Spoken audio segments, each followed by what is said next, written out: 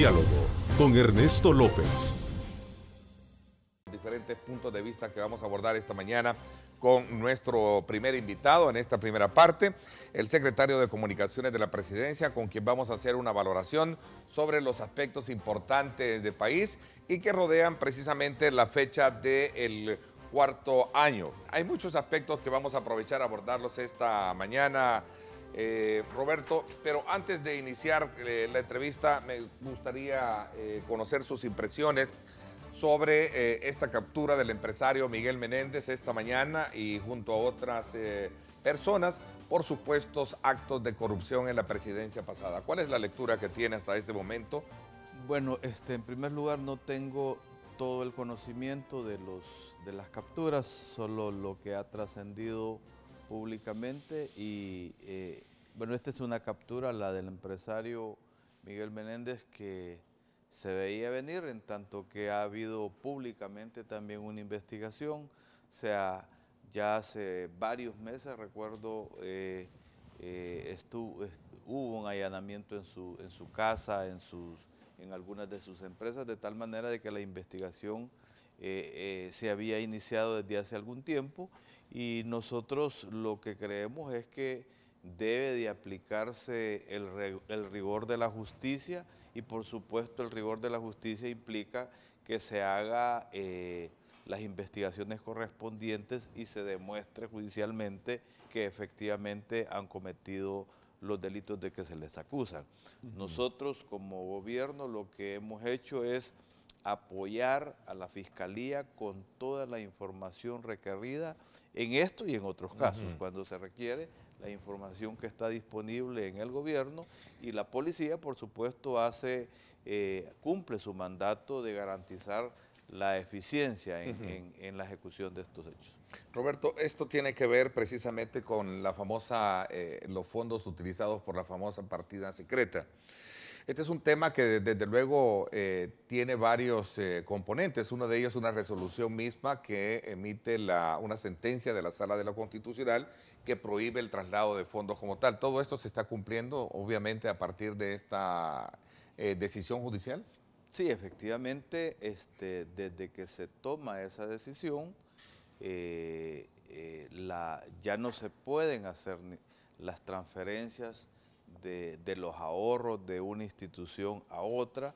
Cualquier movimiento en esa dirección pasa hoy por la aprobación de la Asamblea Legislativa, de tal manera de que de manera recurrente, por pequeño que sea el monto de los ahorros presupuestarios de una institución, tienen que ser trasladados a otra institución con la respectiva aprobación de la Asamblea Legislativa. ¿Sirve esto como un coronario durante la administración actual para hablar de un combate, digamos, frontal contra la corrupción en lo que queda todavía del gobierno y de lo que ha venido también sosteniéndose a lo largo de estos 4 años en el marco de la celebración, Roberto? Bueno, yo lo que creo es que, mira, si uno revisa la historia de en qué periodo, en qué gestión presidencial, en qué administración se han hecho las mayores investigaciones de corrupción, pues yo no creo que haya otra gestión presidencial más que en esta. O sea, es incomparable como en esta gestión presidencial, y por supuesto no es que todo esté determinado por la gestión presidencial exclusivamente, pero en este periodo tenemos 3 expresidentes en procesos, digamos, uno murió en un proceso judicial, el otro está en las cárceles y este caso de Mauricio Funes que tiene una investigación.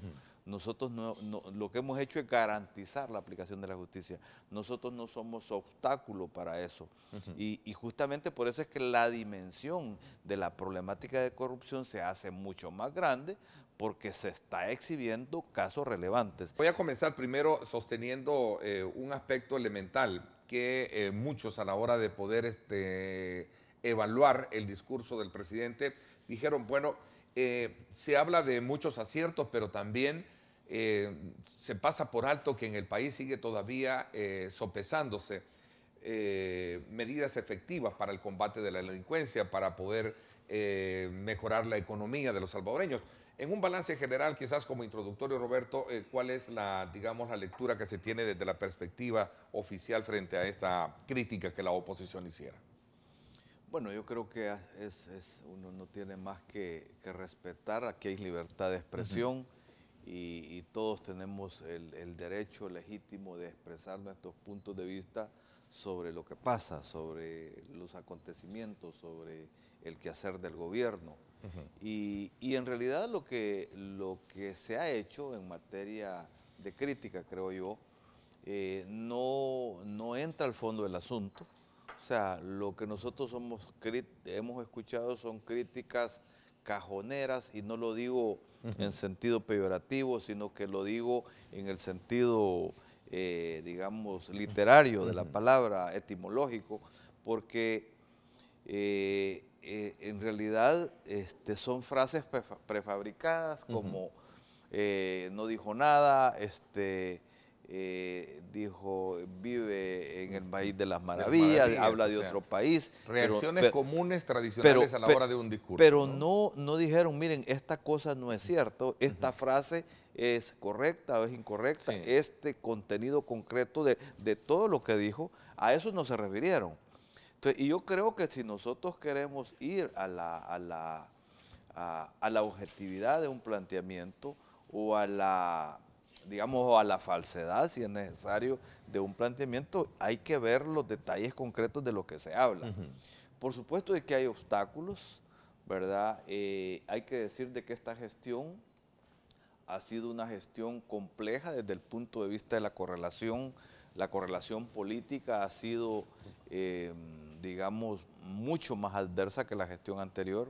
O sea, la oposición ha tenido, digamos, las posibilidades de generar una correlación que le permita bloquear el financiamiento, y no me refiero únicamente a Arena, porque Arena es una parte, pero en determinados momentos no se ha tenido suficientes votos para acompañar diferentes proyectos. Bueno, todavía estamos en la discusión. Aprovecho la oportunidad para informar eso también. Los obstáculos en el tema de salud, por ejemplo, en el tema del financiamiento de salud, todavía no ha sido aprobado el préstamo de salud, y yo quiero aprovechar estos primeros minutos para informar a la opinión pública. El día de ayer tuvimos conocimiento que el directorio del Banco Interamericano de Desarrollo ha planteado que no se van a aprobar los 350 millones de dólares que aprobó la Asamblea Legislativa la semana pasada por el directorio del BID, si no es aprobado previamente el crédito de salud, el crédito para el Hospital Rosales. Eso lo conocimos el día de ayer. En Washington, esta discusión se ha dado allá en el BID en Washington, y creo que es el momento de exhortar a todas las fuerzas políticas a que asuman su responsabilidad. El principal obstáculo en esta aprobación se llama Arena, y yo creo que es la oportunidad. Tenemos ya 2 candidatos a la presidencia, que esos candidatos empiecen a jugar su liderazgo. Arena tiene un candidato, se llama Carlos Callejas, que asuma su responsabilidad y también le dé la orden al partido Arena de votar. Se va a perder un crédito importante, un financiamiento para el nuevo Hospital Rosales, y por supuesto a los otros candidatos como Hugo Martínez, que es del FMLN, que impulse la aprobación en términos generales. Pero creo que esos liderazgos deben de surgir, no pueden estar escondidas. No puede ser que Arena no se haga cargo de su responsabilidad y digan en privado que están a favor de esto, pero yo creo que públicamente los candidatos deben de asumir la responsabilidad de exigirle a sus propios partidos que acompañen la aprobación de este préstamo. Que yo voy a bloquear, como por ejemplo el crédito de salud, el financiamiento para el nuevo Hospital Rosales, porque yo quiero que el partido en el gobierno no se beneficie, si es que le beneficia al pueblo salvadoreño. Esa sensatez nosotros creemos que se debe de esperar, ¿verdad? Y por eso es que yo exhorto a los candidatos a la presidencia de los partidos a que digan este mismo día, si es necesario, cuál es su planteamiento y qué le exigen a sus respectivos grupos parlamentarios. Porque no puedo yo estar con un partido que tiene una conducta antisocial en este caso, y como candidato sin asumir la responsabilidad. De lo contrario, no se tiene liderazgo. Los liderazgos políticos del país deben de ponerse en juego en este momento. El gobierno de El Salvador, el Estado salvadoreño en términos generales, tiene en este momento las condiciones y las credenciales para recibir financiamiento externo y crédito presupuestario en particular. Y el fondo lo que dice es que en momentos de mucha polarización o en las que se espera que haya mucha más polarización, también creen ellos que hay condiciones para llegar a acuerdos. O sea, porque la experiencia que hemos tenido, la polarización ha sido como el rasgo, ¿no? La confrontación. Pero en los últimos meses aún así hemos tenido acuerdos, ¿verdad? Llegamos a un acuerdo sobre el presupuesto que incluyó la aprobación de un financiamiento, justamente estos 350 millones que el BID está por desembolsar. Hoy pone la condición el BID que se apruebe el crédito de salud, ¿no? Porque ellos tienen fondos reservados con el crédito de salud que los tienen inmovilizados. Y dice, ¿cómo es posible que este dinero esté inmovilizado y me están pidiendo otro dinero? ¿Qué acciones concretas demuestran que nuestros indicadores o que estos indicadores en esa materia, en ese rubro, han mejorado en estos 4 gobiernos, en estos 4 años? Yo planteaba estas cosas porque son parte de la realidad. Sí. Pero eso no quiere decir que el país no camina, que el país no tiene resultados. Más bien podemos decir que pese a esos obstáculos tenemos resultados.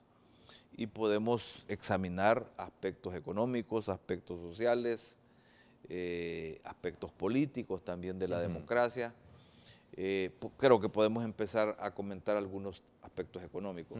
Por ejemplo, cuando llega esta administración, cuando el presidente Salvador Sánchez Serén asume la administración, el crecimiento económico estaba en 1.4%, así fue en el año 2014. Los organismos internacionales expresaron de que El Salvador tenía un potencial de crecer hasta el 2%. ¿Verdad? Ese es el potencial que ellos le veían en la perspectiva, en sus previsiones de crecimiento para estos años. ¿Qué es lo que ha pasado? Que superamos el umbral del 2%. Hemos crecido el 2.3, el 2.4%, con una perspectiva positiva para lo que va de este año y el próximo año. De tal manera de que hay digamos, un crecimiento por encima de lo que se esperaba, donde han contribuido factores internos, factores externos. En medio de esa correlación con los obstáculos respectivos, se logró aprobar el incremento del salario mínimo, un incremento importante para ponernos al nivel de los países centroamericanos en su mayoría. Ese es otro paso importante. Que las metas de crecimiento del empleo, digamos, que hemos alcanzado no son suficientes, efectivamente no lo son. Hay que ver cómo la economía crece más rápidamente. El sector construcción es uno de los que se ha venido vitalizando. Cuando se inicia esta gestión, el crecimiento del sector construcción era negativo. Ya ahora, en estos últimos 2 años, tenemos un auge de la construcción y sigue habiendo una perspectiva de crecimiento porque se refleja en el crecimiento de las importaciones de insumos para la construcción. Entonces, quiere decir que es un sector que se viene estimulando estos años y el sector construcción es bastante bondadoso también para la generación de empleo. Es temporal el empleo, pero en la medida en que se hace permanente el crecimiento de la industria de la construcción, eso contribuye a un mayor dinamismo de la economía y a la generación de empleo. Hay otros sectores que se mantienen estables y creciendo, como el sector textil, ¿verdad? Que es, digamos, de los sectores que más contribuyen a las exportaciones del país. En este periodo en la que Estados Unidos ha tenido esa confrontación con China, con los países de Asia. Bueno, eso ha permitido que aquella amenaza de, digamos, de reducir las importaciones de Estados Unidos de esta región se haya esfumado un poco y se ha continuado creciendo en las exportaciones hacia los Estados Unidos. Examinando el papel de garantía que debe darle el Estado, que debe darle el gobierno a la ciudadanía en materia de seguridad, ¿cuál es la, digamos, la lectura a la que ustedes se enfrentan? Nuevamente reconociendo y tomando como punto de referencia que a pesar de los esfuerzos que se están haciendo, sigue siendo una de las principales preocupaciones de los salvadoreños, la inseguridad, la delincuencia y otros aspectos que tienen que ver precisamente con ese tema, Roberto. Sí. Fíjate que yo estaba poniéndole atención a las cifras de reducción de homicidios, por ejemplo, que daba el ministro de Seguridad también en su informe, en su balance, en la gestión de seguridad. Se habla de que hemos reducido este año ya por debajo de 2 dígitos, 9.9, ¿verdad? El número de homicidios.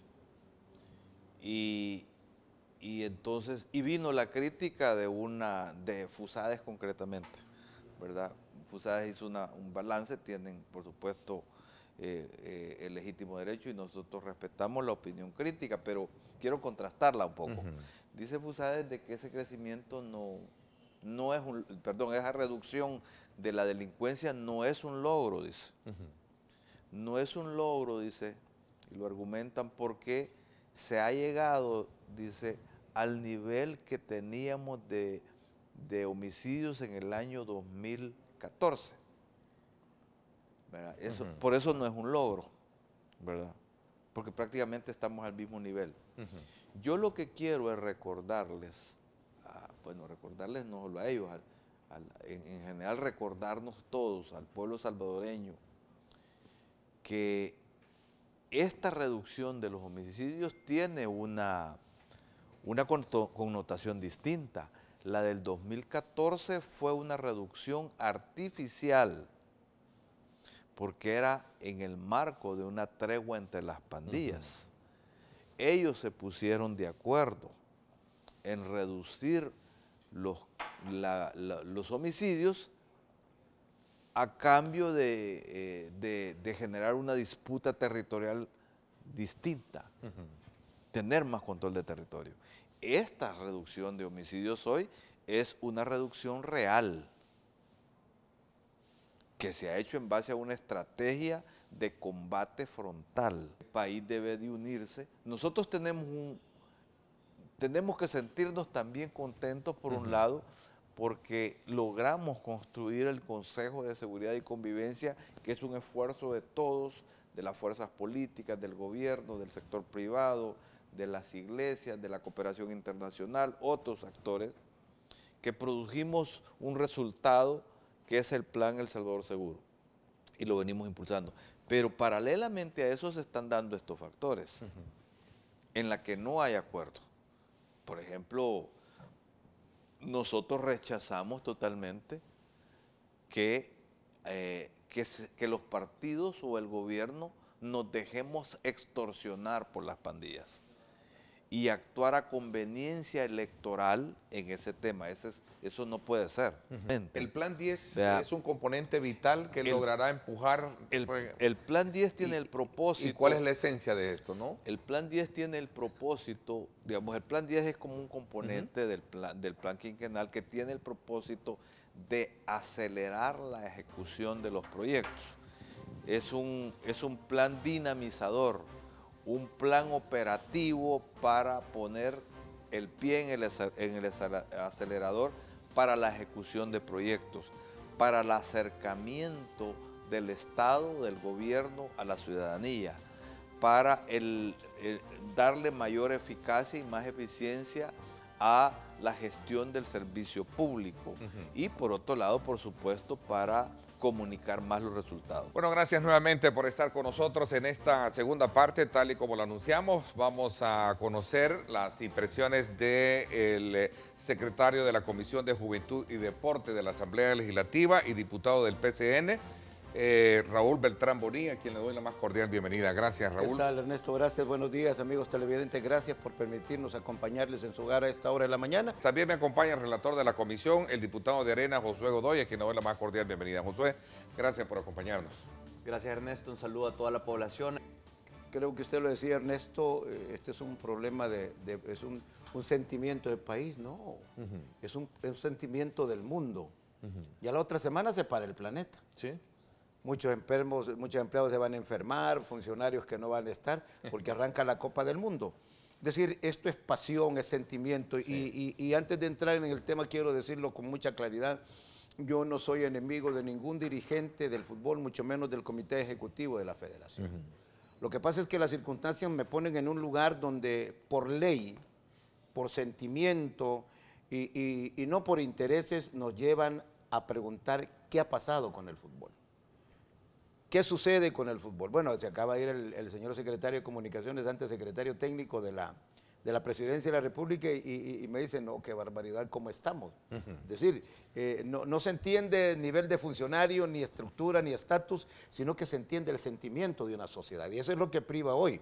Y precisamente por eso decidimos, gracias a Dios, todas las fracciones, entrarle al problema, pedir y que compareciera el INDES, la Corte de Cuentas, que compareciera el Comité Ejecutivo, para ir entrándole de lleno de lo micro a lo macro. Es decir, esto viene de años desde que se transforma o se quita la ley de los deportes y se le da vida de manera independiente a la Federación de Fútbol, porque así lo exige FIFA, se le da vida a través de una ONG que es creada por ley de la República. Y dice en su apartado en el artículo 1 que es un organismo, un ente de utilidad pública. Si no le gustase a la FIFA o no le hubiese gustado a las federaciones anteriores o a la actual, pues simplemente era de modificarlo. Pero todavía entramos en otro concepto más delicado, que recibe fondos del Estado, que son dineros de los impuestos de los salvadoreños, el segundo elemento. Y más grave aún, cuando se entra en la exigencia del artículo 9, que manda a que debe tener todo ente colegiado que vaya a la estructura, como ligas, por ejemplo, deben tener su personería jurídica. ¿Y quién le da la personería jurídica a las organizaciones en este país? O a las sociedades anónimas, se lo dan entes del Estado, es decir, el Ministerio de Gobernación. Pero vaya, quedémonos con esos tres. Lo más grave es el artículo 10, donde aparece la primera, la segunda, la tercera, las ATFAS, y encontramos, para ser preciso en este caso, que por ejemplo las asociaciones departamentales de fútbol, las 14 han elegido, han manejado, han maniobrado, han decidido, porque ahí está el caldo de cultivo de lo malo que está administrativamente. Ellos eligen 3 de los 7 miembros de la federación. Y ahí está. Ahí está el kit de la cuestión. Controlando eso, se acabó. yo tengo asegurado 3. Tengo otro chero más, entonces 4 contra 3, que es lo que le ha pasado a que fácilmente los puedo ganar llevándoles uniformes, trofeos, etcétera. Comida, guaro, lo que sea. Y vamos a entrar en eso porque ha ocurrido. Esa es parte del folclore. Parte del folclore que todos hemos permitido, todos hemos tolerado, todos hemos aceptado y te hemos dicho está bien. Hoy la gente se cansó, nos manda la orden, el petitorio, se hace una encuesta, el 75% de la población está lista y acepta que se intervenga por parte del Estado. Que aprovecho de decirte que es una nueva comisión que a inicios de una legislatura ha tomado un protagonismo y ha tenido el valor sobre todo de traer este tema a la mesa. Y por la importancia que tiene, como decíamos en principio, o sea, el fútbol despierta pasiones. Así es, y sobre todo que vemos a unas semanas del Mundial y donde ves países como Costa Rica, como Panamá, que han crecido muchísimo en su fútbol y ver que nosotros nos encontramos en una situación difícil. Solicitamos todas las actas donde fueron designados o electos los representantes tanto de la primera división, de la segunda división, de la tercera división, de las ATFAS, para poder conocer este proceso que de hecho yo quiero decirte que se habla mucho del tema de la intervención. Creo que nosotros hemos sido bastante cuidadosos porque creemos que las instituciones deben de funcionar, pero sin embargo si bien es una opción, debe de ser la última, porque también esto afectaría a el tema de los árbitros. Tenemos al único salvadoreño que vive el Mundial, que es Aguilar Chicas. Tenemos una federación salvadoreña de fútbol playa que ha dado resultados. Entonces sí creo que hay que ser bastante responsables, pero sí definitivamente es un tema que hay que abordar. No se trata de ver la enemistad que puede existir, sino los procesos que llevan a eso. Ahora es diferente verlo desde este ángulo, desde esta cancha, y no desde afuera como un crítico del deporte que a lo mejor pudo haber existido. Vayámonos al grano. ¿Puede el Estado intervenir? Según la FIFA, no. Pero la gran pregunta es, ¿cómo es posible que esta estructura que se tiene de organización en el país reciba fondos públicos? Fondos que pagamos todos los salvadoreños. Bueno, no solo eso. Lo que pasa es que aquí voy a parafrasear una intervención de uno de los miembros del comité ejecutivo que asistió a la comisión, diciendo que los estatutos de FIFA, y todo porque un sábado invitaron a Tomás Coreas, que es del Partido Arena, al general Vargas, que es de Arena, y a este servidor, nos invitó la Liga Mayor a un desayuno. Y hasta le revelo, fue un tamal de chipilín y una taza con café la que nos dieron y disfrutamos con ellos platicando del tema, porque esto es pasión muchas veces, pero hay que verlo con cabeza fría.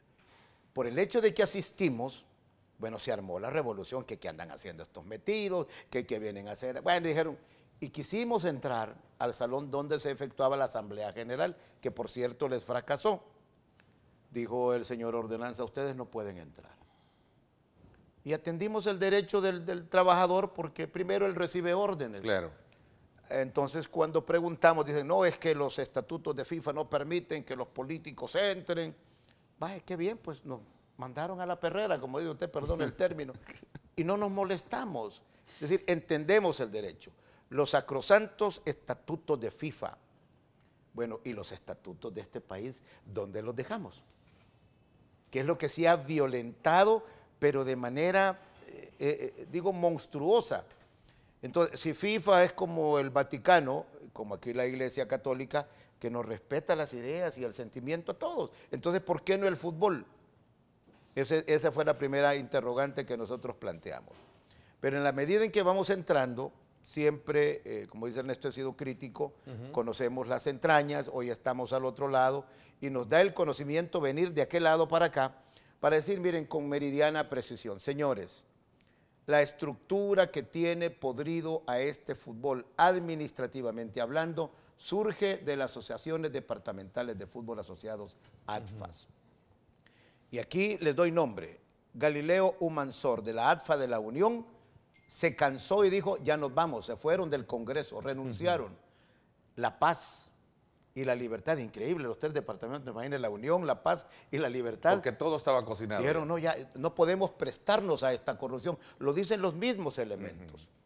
Y detrás de todo esto hay una serie de violaciones verdaderamente monstruosas de manera administrativa. No se trata de que hagamos de esto un drama o un circo.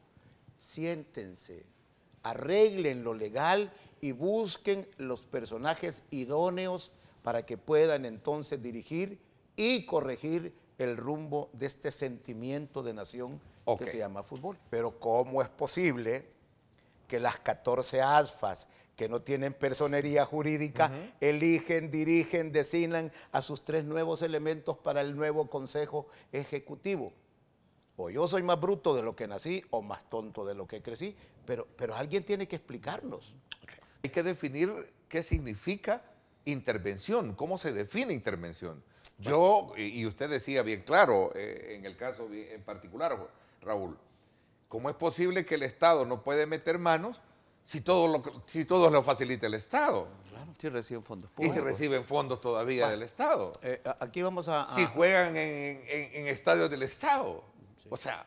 Y le da protección la policía del Estado. Del Estado. Entonces, hagamos una cosa. Primero definamos qué es definición, definamos bien cuál es el tema de intervención y cuál es el rol del Estado. Precisamente. Hay una figura en la Asamblea, en el reglamento, que habla de hacer los recomendables. Los recomendables incluso es una de las mociones que vamos a entregar. Hay que ponerle tiempo. Es decir, un recomendable que llega para un funcionario del gobierno, para una estructura como la de la federación. Entonces el recomendable lo que hacen es lo agarran, se lo ponen debajo del brazo y a veces ni contestan, a veces ni responden. Entonces se va a cambiar esa figura, hay que modificarlo. Primero decir, señores, tiene 10 días para responder. Si usted no responde, el recomendable entonces se da por hecho que usted acepta, punto. O sea, para modernizar este país en materia de legislación. La otra, intervención del Estado. El Estado puede precisamente intervenir, porque el ente federativo ha sido creado, fue en el mes de marzo del 2009, que le entregan los estatutos como ONG el Ministerio de Gobernación, sí, que es estructura del Estado. Es decir, bajo estos cánones usted se va a manejar, y bajo esos cánones las federaciones anteriores hicieron cualquier cosa. Bueno, ahí hay 3 federativos pendientes, que todavía el FBI y la Fiscalía de los Estados Unidos lo tiene listo, pero déjeme contarle algo mucho más grave. De cada dólar, 80 centavos tenía que ser invertido en desarrollo y el 20% en administración. El gobierno de Elías Antonio Saca, de Mauricio Funes, entregaron $1.700.000 cada año. Y durante los primeros 2 años del gobierno del señor presidente Sánchez Serén se entregó la misma cantidad. Es decir, estamos hablando de $20 millones para el desarrollo del fútbol. Ruego, que hemos desarrollado el fútbol con $20 millones.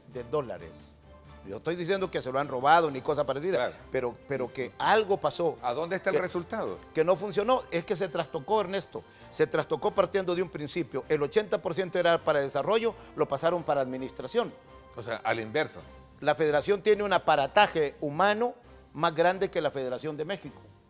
Y más grande que la FIFA misma. Y que la Asamblea Legislativa. Y que bueno, no tanto, porque ahí son como 2.000 y pico, ¿verdad? Ese es el drama. No vamos a negar que hemos fracasado. Bueno, ese es el tema de la selección nacional, lo decía el señor Ramos, que es la expresión, el tema de la selección es el reflejo de lo de... Y fíjese que debo decir algo con mucho respeto, sí, y no me importa que se me venga la casa encima, pero las cosas por su nombre. Este es un hombre bueno. Jorge Rasgos es un hombre bueno, un hombre que viene de abajo, de conocer, es técnico, fue jugador, es decir, él conoce muy bien. Jorge, incluso viendo el drama, Jorge se aparta, Jorge no va a reelección. Es decir, él ya se aparta del fútbol, o cansado, o preocupado, pero le digo, para mí es un hombre bueno. Para asignar fondos a una federación, tú tomes en cuenta la masificación del deporte, logros obtenidos, y lo más importante, que el gasto, que la inversión que se haga en la federación vaya alrededor de un 80% para el apoyo al deporte, para el desarrollo del deporte, y no para gastos administrativos como actualmente se está teniendo. A ver, aquí hay una pregunta que tiene que ver con la deportista Cristina López, y exdiputada, es asesora de la comisión, y de usted, Raúl Beltrán, pregunta acá alguien. Miren, yo les voy a pedir, si son colegas de los medios digitales, a mí persíganme, yo no tengo ningún problema, estoy abierto a lo que estimen conveniente, he mantenido... Bueno, ayer me llovió porque acompañé una pieza de correspondencia que presentaron los señores de AEAS. Usted llega a la oficina, yo no concedo audiencia, es una puerta abierta, llegue a la hora que quiera, si no estoy en comisión, con mucho gusto lo recibo. La designación del diésel. Un ciudadano llega y me dice, es mi obligación como diputado, creo que José hace lo mismo, firmar una pieza de correspondencia y acompañar a la persona que llegue. Yo no apruebo ni aumento de tarifa, no me gustaría, y estoy en contra de que se le aumente el pasaje al ciudadano que usa el transporte colectivo. Bueno, Cristina López no es mi asesora. Lo voy a repetir por última vez, porque digo, ya cansa. ¿Cuál es la persecución con mi persona? Yo no le debo nada a nadie. Bueno, debo la casa al Fondo Social para la Vivienda, punto.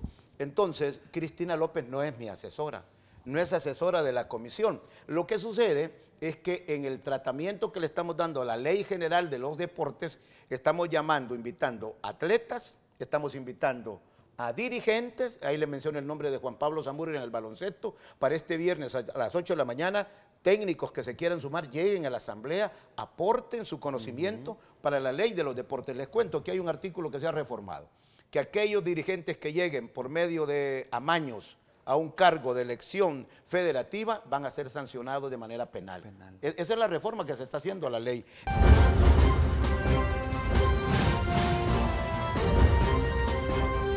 Diálogo con Ernesto López.